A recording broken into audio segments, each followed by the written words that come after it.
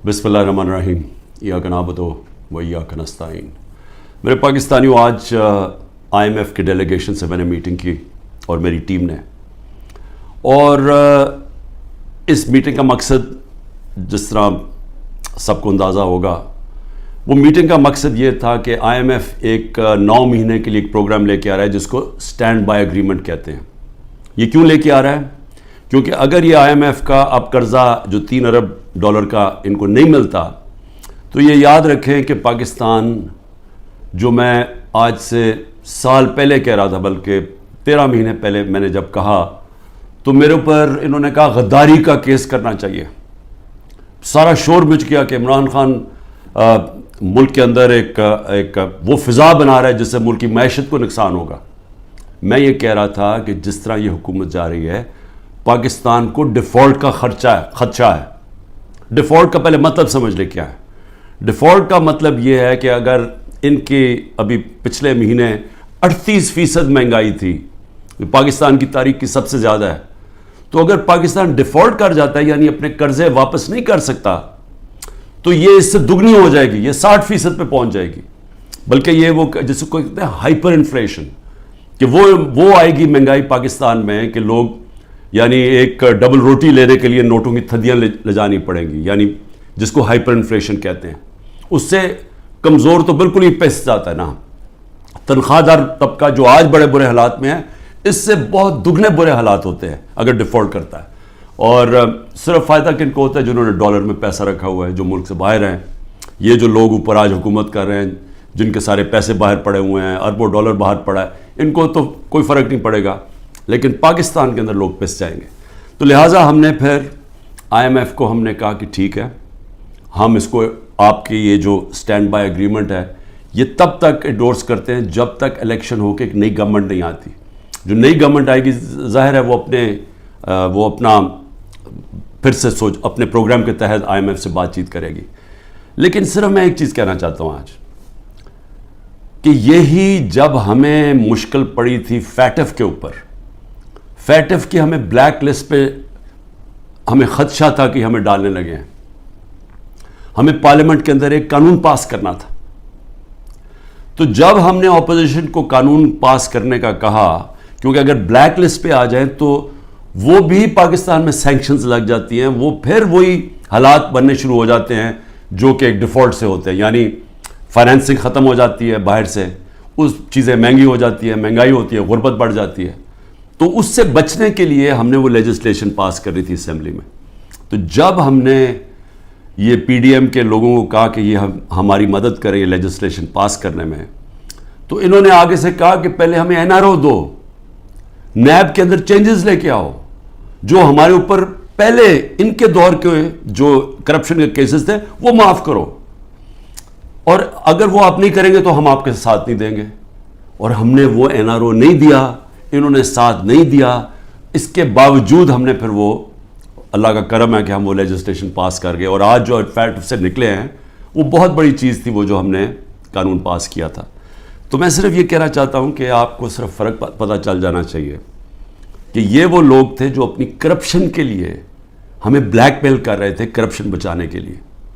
आज ये हालात हैं जब हम इनकी मदद कर रहे हैं, क्योंकि हम IMF को क्यों चाहिए कि हमारी मदद क्यों चाहिए? उन्हें पता है कि आगे केयरटेकर गवर्नमेंट आ रही है, इलेक्शन जब आएंगे केयरटेकर गवर्नमेंट ये नहीं कर सकती, तो उनको चाहिए कि सारी पार्टीज़ का कंसेंसस चाहिए।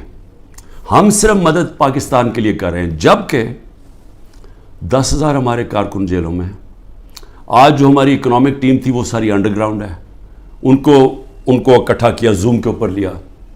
मेरे ऊपर 180 केसेस बन चुके हैं। सारी सीनियर लीडरशिप की यहाँ अंदर है केसेस हैं, और जो बाहर निकलती हैं तो उनको कहते हैं कि जी पहले का पार्टी छोड़ोगे, नहीं तो हम आपको अंदर रखेंगे। जो हमारे लीडरशिप जेल में है उनके ऊपर इंतहा किस्म का प्रेशर डाला जा रहा है। जो भी गिलगित बल्तिस्तान के अंदर जो ड्रामा किया गया है, आप ये सोचें कि जो मेंबर्स के ऊपर इन्होंने प्रेशर डाला, हमारे पास तो नंबर पूरे थे, पहले पार्लियामेंट के अंदर घुसने नहीं दिया, अब उसके बाद एक एक मेंबर के ऊपर प्रेशर डाला है, वही करने जा रहे हैं जो कि इन्होंने आज़ाद कश्मीर में किया था। तो एक तरफ तो ये हो रहा है, और उसके बावजूद हम आज, क्योंकि हमारे मुल्क को नुकसान ना हो, ہم نے یہ فیصلہ کیا ہے کہ ہم اس اسٹینڈ بائی ایگریمنٹ کو بیکنگ دیتے ہیں تب تک جب تک الیکشن نہیں ہوتی. اب اس میں دو اور چیزیں تھیں. میں نے آئی ایم ایف کے جو امریکہ سے جو ہیڈ تھے ان سے جو میں بات کر رہا تھا, ان کو میں نے ایک چیز سمجھائی کہ میں نے کہا جب تک اس ملک میں پولیٹیکل سٹیبلٹی نہیں آتی, سیاسی استحکام نہیں آتا, تو یہ جس طرح یہ ملک چل رہا ہے, یہ اب تھوڑی دیر اگر آپ 3 ارب دے بھی دیں گے اور 3 ارب ڈالر کے دینے میں تھوڑے سے اور ڈالرز بھی 5-6 ارب ڈالر اور بھی آ جائیں گے, تو یہ تو کینسر کا علاج ڈسپرن سے ہو رہا ہے. جو کینسر ہے وہ پھیلتی جا رہی ہے, اور کینسر کیا ہے کہ ملک میں سیاسی استحکام ہی نہیں ہے. اور وہ کیوں نہیں ہے؟ کیونکہ یہ سب پارٹیز نے مل کے اور ساتھ اسٹیبلشمنٹ, کیونکہ تحریک انصاف اقتدار میں نہ آئے, الیکشن تب کروائیں گے جب یہ سمجھتے ہیں کہ پارٹی تحریک انصاف الیکشن نہیں لڑ سکے گی. جب ان کو اوپر اتنا دباؤ ڈالیں گے, اس کو اس طرح کرش کریں گے کہ جب وہ بالکل الیکشن نہیں لڑ سکے گی تب الیکشن کروائیں گے. میں آج اپنی قوم کے سامنے کہنا چاہتا ہوں کہ یہ جب سے رجیم چینج ہوا ہے, جب سے ہماری گورنمنٹ گرائی ہے, تب سے کوشش کر رہے ہیں پارٹی کو ختم کرنے کی. اور کوئی ان کو جو سب اوپر پاور میں بیٹھ کے تحریک انصاف کو ختم کرنے کی کوشش کر رہے ہیں, ان کو کوئی ملک کی فکر نہیں ہے. انہوں نے جو پاکستان کی معیشت سے کیا, میں آپ کو پھر کہتا ہوں دشمن بھی نہ کریں. میڈیا کنٹرول کر لیا ہے. ایک کنٹرول میڈیا ایک بات کرتا جا رہا ہے کہ جو ہو یہ تو پیچھے سے یہ تحریک انصاف کی وجہ سے ساری مشکلات آئی ہیں. پھر سے میں کہتا ہوں کہ ہر سال شائع ہوتا ہے اکنامک سروے آف پاکستان.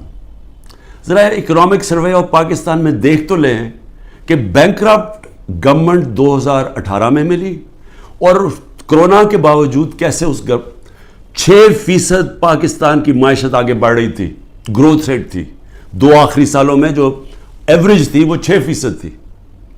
تو کتنی دفعہ پاکستان کی معیشت اتنی تیزی سے اوپر گئی ہے. انڈسٹری بڑھ رہی تھی, دولت میں اضافہ تھا, پر کیپٹا انکم بن رہی تھی, ٹیکس بڑھ رہے تھے, ایکسپورٹس بڑھ رہی تھیں, ریمیٹنسز بڑھ رہی تھیں. تو جب ایک ملک ترقی کر رہا تھا, اس گورنمنٹ کو گرا کے جس کو لے کے آئے ہیں, انہوں نے کیا ہے, انہوں نے جو ان کی جو پالیسیز تھیں, اور یہ ہمیشہ یہ ملک بینکرپٹ چھوڑ کے گئے ہیں. 99 میں بھی جب یہ نون لیگ گئی ملک بینکرپٹ تھا, 2018 میں بھی بینکرپٹ کر کے گئے, اور پھر آتے ساتھ ہی ایک اکانومی جو چل رہی تھی اس کو بینکرپٹ کر دیا. انہوں نے کیا, انہوں نے پہلے بھی جب ایکسچینج ریٹ کو زبردستی روک دیا جب 2018 میں, تو ایکسپورٹس گر گئی. انہوں نے روپے کو جب اوپر رکھا جو اس کی مارکیٹ ویلیو نہیں تھی, تو اسے ہوا کیا, امپورٹ سستی ہو گئی, ایکسپورٹس مہنگی ہو گئی, ایکسپورٹس گر گئی. جب ایکسپورٹس گرے ڈالر کی جب 3 گنا زیادہ جب امپورٹس ہو جائیں ایکسپورٹس کی, تو وہ ملک کیسے آگے ترقی کر سکتا ہے. تو تب بھی انہوں نے یہ کیا. اس بار آتے ساتھ ہی انہوں نے یہ نون لیگ نے پھر وہ کیا, روک دیا اس کو روپے کو گرنے سے. لیکن مصنوعی طور پہ جب آپ روکتے ہیں, اس کا کیا ہوا کہ ریمیٹنسز گرنی شروع ہو گئی, ایکسپورٹس گرنی شروع ہو گئی. پھر را مٹیریلز جو امپورٹ کرتے ہیں ہم انڈسٹری کے لیے, اس کو بند کر دیا. انڈسٹری نیچے جانی شروع ہو گئی, ٹیکس کلیکشن نیچے جانی شروع ہو گئی. 3 ارب ڈالر کا ہمیں مل رہا ہے اس وقت آئی ایم ایف سے اسٹینڈ بائی ایگریمنٹ میں جو پیسہ آئے گا. 7 ارب ڈالر صرف 1 سال میں پاکستان کو نقصان ہوا ہے ایکسپورٹس کی کمی میں اور ریمیٹنسز کی کمی میں. ریمیٹنسز کی کمی میں کیوں ہوا؟ کیونکہ اتنا فرق پڑ گیا طمارکیٹ میں, روپیہ کی قدر کدھر چلی گئی اور آفیشل کدھر تھی, کہ لوگوں نے بینکوں کے تھرو پیسہ نہیں بھیجا, دوسری طرح پیسہ بھیجنا شروع کیا, ہمارا ریمیٹنسز کم ہو گئی. اور ایکسپورٹس کم ہونی تھی, جب انڈسٹری کے اوپر انہوں نے را مٹیریل بند کر دیا, ایکسپورٹس کم ہو گئی. تو 7 ارب ڈالر کا 1 سال میں کمی آئی ان کے دور میں, جبکہ 3 ارب ڈالر کا ہم اب قرضہ لے رہے ہیں. قرضے بڑھتے جا رہے ہیں, آمدنی سکڑتی جا رہی ہے. کوئی ملک چل سکتا ہے ایسے؟ اور کتنی دیر چلے گا؟ اور پھر اوپر سے سیاسی استحکام ہی نہیں ہے. لوگ ملک چھوڑ کے جا رہے ہیں, ملک سے ڈالرز باہر جا رہے ہیں. جب پروفیشنلز بھی باہر جا رہے ہیں اور ڈالرز بھی باہر جا رہے ہیں, تو آگے کیا رہے گا مستقبل پاکستان کا؟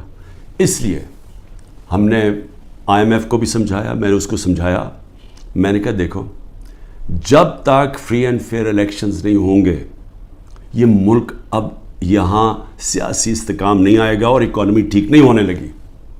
لیکن بدقسمتی کیا ہے کہ حکومت دوسری, یہ جو پالیسیز ہیں جو پاور میں بیٹھے ہیں وہ دوسری طرف جا رہے ہیں. بجائے صاف اور شفاف الیکشن کروا کے ایک سیاسی استحکام آئے, ایک ایسی حکومت آئے جو پبلک کی ووٹ سے آئے, پبلک کے مینڈیٹ سے آئے, 5 سال کے لیے آئے, وہ پھر مشکل فیصلے کرے. مشکل فیصلے کا مطلب اصلاحات کرے. اصلاحات تب ہوتی ہیں ملک میں جب پبلک ایک گورنمنٹ کے ساتھ کھڑی ہو, اعتماد رکھیں گورنمنٹ میں, تب مشکل فیصلے ہوتے ہیں. جب وہ گورنمنٹ ان کو کہے کہ یہ ہم اس ملک میں سرجری کر رہے ہیں, یہ ہم اصلاحات کر رہے ہیں, آپ کو شروع میں تکلیف ہوگی لیکن بعد میں آپ کے حالات بہتر ہو جائیں گے. لیکن وہ گورنمنٹ کر سکتی ہے جس کو پبلک اس پہ اعتماد رکھے.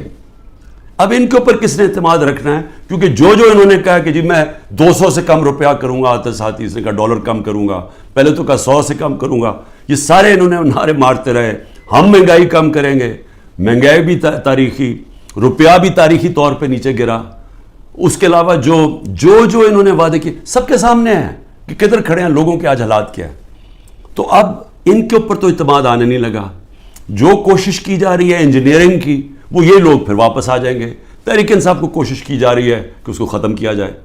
تو اس سے تو سیاسی استحکام نہیں آنے لگا, اور اس سے تو آگے کوئی ملک کا مستقبل ہی نظر آ رہا. تو لہٰذا ہم نے ان کو یہ ضرور کہا کہ دیکھیں جو آئین کہتا ہے, آئین کے مطابق الیکشن کروائے جائیں. آئین جو فنڈامنٹل رائٹس, بنیادی حقوق کی حفاظت کرتا ہے, وہ اس کو امپلیمنٹ کیا جائے. کیونکہ آپ صرف اگر پیسے دے ہی دیں گے, پھر سے میں کہہ رہا ہوں کینسر کا علاج ڈسپلن سے ہوگا, تھوڑی دیر کے لیے فائدہ ہو جائے گا. کینسر تو پھیلتی جا رہی ہے. کینسر تو تب ختم ہوگی اس ملک میں کاٹ کے جب نکالی جائے گی, جب ایک مینڈیٹ والی پبلک کی بیکنگ سے گورنمنٹ آئے گی, وہ مینڈیٹ اس کے پاس ہوگا, وہ پھر ایک وہ سرجری کاٹ کر کے جو اس ملک کے اندر جو غلط چیزیں آ گئی ہیں, جو ہماری ملک کے اندر اصلاحات چاہیے ہیں, جو مشکل فیصلے چاہیے ہیں, جو رول آف لا, قانون کی بالادستی قائم کریں تاکہ ملک میں باہر سے انویسٹمنٹ آئے, سرمایہ کاری ہوگی تو دولت کے اندر اضافہ ہوگا. وہ دولت میں اضافہ ہوگا تو ٹیکس, یہ جو قرضے واپس کریں گے, وہ دولت میں اضافہ تو ہونے نہیں لگا اگر یہ جو آج جنگل کا قانون ہے. تو وہ سب کچھ اکٹھا جاتا ہے.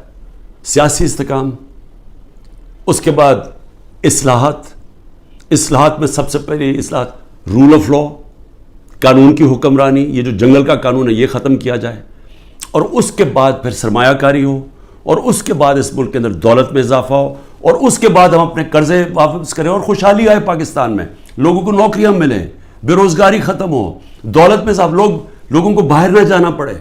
تو وہ تو شروع ہوگا صاف اور شفاف الیکشن سے. اور مجھے جو افسوس ہے اس وقت اور خوف آ رہا ہے کہ ابھی تک جو اوپر اقتدار میں بیٹھے ہوئے ہیں ان کا کوئی اور پلان بنا ہوا ہے, اور وہ جو پلان ہے وہ پاکستان کو تباہی کی طرف لے کے جا رہا ہے.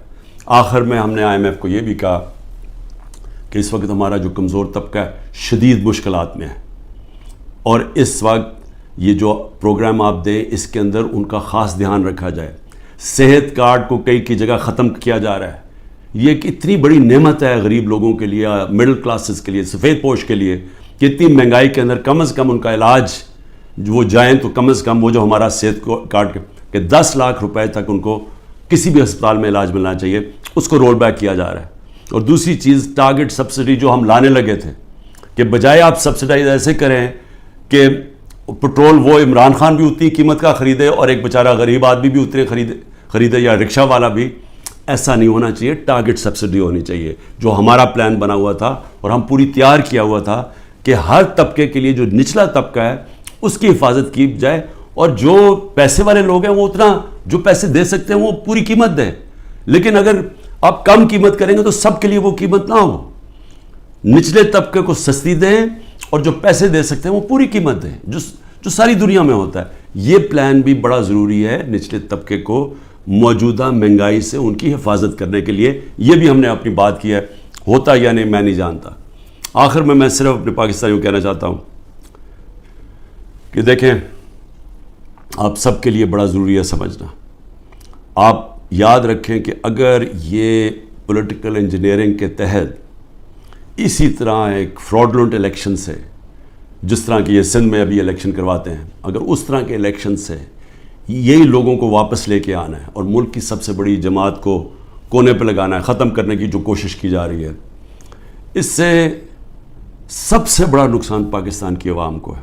اور 14 مہینے میں جو نقصان ہو چکا ہے، یہ مزید اور زیادہ نقصان ہوگا. یہ برداشت کر سکتی ہے قوم یا نہیں؟ میرے خیال میں یہ نہیں کر سکتی. میرے خیال میں یہاں ایک ایسا حالات ہو جائیں گے جو سب کے ہاتھ سے باہر نکل جائیں گے، جیسے سری لنکا میں حالات ہو گئے تھے. اور عجیب چیز سن رہی ہے کہ سری لنکا کے آج ہمارے سے بہتر حالات ہو گئے ہیں. یہ بھی آپ ذرا آپ کو دھچکا لگے گا سن کے. پاکستان پائندہ باد.